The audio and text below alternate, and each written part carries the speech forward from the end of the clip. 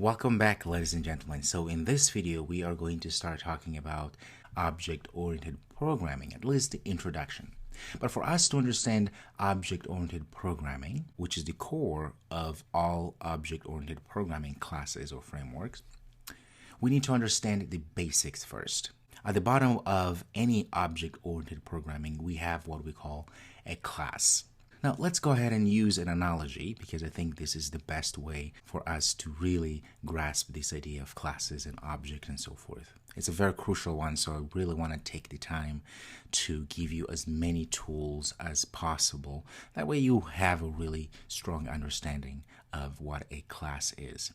All right, so the analogy here is a very simple one, which is a microphone. I love microphones. In fact, I use them every day to record courses such as this one here. So we have this microphone here. Now, the microphone in the real world, we call it an object. Just like a car is an object, your chair, your desk, your phone, those are objects in the real world. But the idea here is that the question that we should ask ourselves is that how did the microphone become a microphone?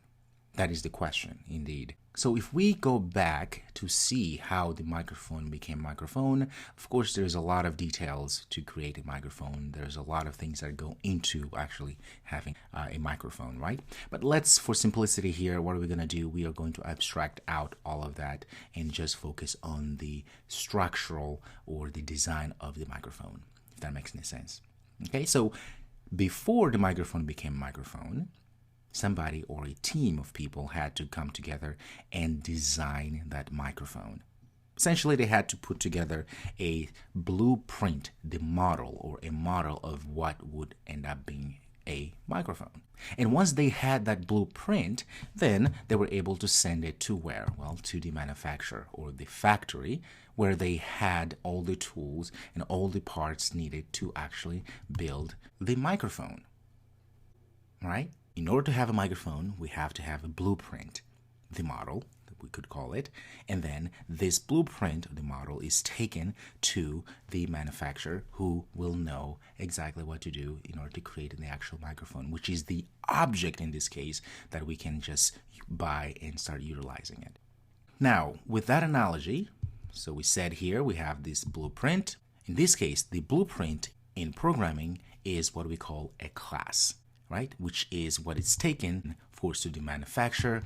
We manufacture it into making an actual object, right? So the actual mic is the object. Now, this very simple concept here is the core of any object-oriented programming language, which usually is OOP. So it's called Object-Oriented Programming Language. This is the concept. So we have a class. We use this class to then create what we call objects.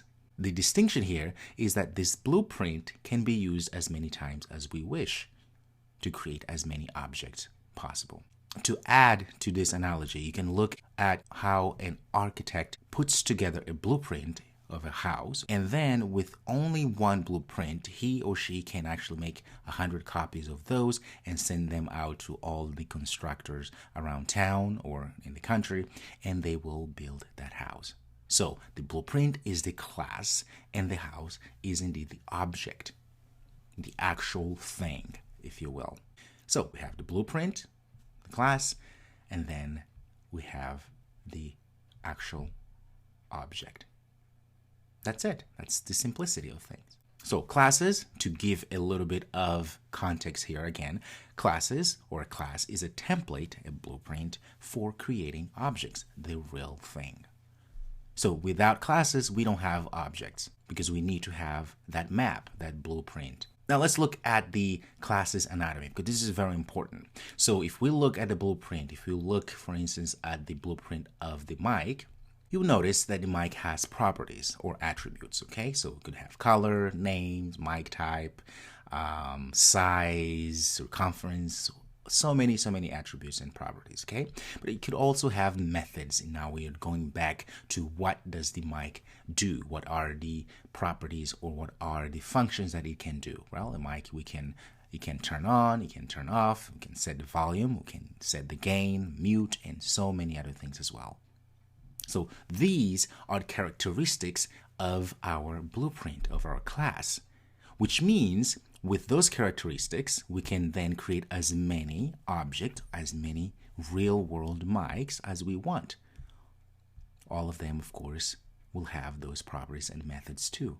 And this, my friend, is the basics, the fundamentals, the core of what we call object-oriented programming, the understanding of these building blocks. So classes are the building blocks, if you will, of the object-oriented programming paradigm.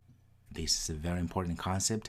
A lot of people get confused with this concept, but if you look at it under this light, then you notice that it's not as complicated as it's made out to be. Okay? Perfect. I'll see you next.